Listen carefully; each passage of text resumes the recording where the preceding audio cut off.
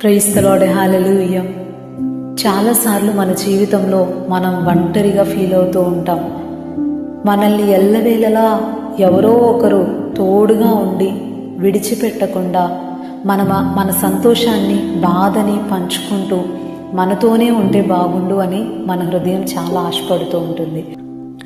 అయితే ఈ రోజుల్లో మనుషులు పరిస్థితులను బట్టి, మనస్తత్వాలను బట్టి దూరం అయిపోతున్నా నిన్ను ఏమాత్రము విడువను, ఎన్నడూను ఎడబాయను అంటూ దేవాది దేవుడు మనతో సహవాసం చేయడానికి, మన భావాల్ని పంచుకోవడానికి ఆయన ఎల్లవేళలా మనకు అందుబాటులోనే ఉంటాడు. మన మాటలు వినటానికి ఎంతో ఆశ చూపిస్తూ ఉంటాడు.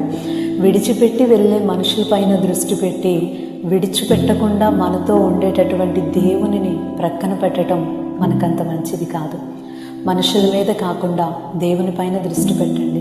ఆయన ఎప్పుడూ మనతో ఉన్నాడు అని భావిస్తూ సంతోషంగా మన ప్రతి భావాన్ని ఆయనతో పంచుకోగలిగితే దేవాది దేవుడు మనకి సహాయపడుతూ మన సంతోషాలలో, బాధలలో ఆయన పాలు పంచుకుంటూ విడిచిపెట్టకుండా ఎల్లవేళలా తోడుండి మనల్ని నడిపిస్తూ ఉంటాడు. ధైర్యంగా ఉండండి. ఆమేన్.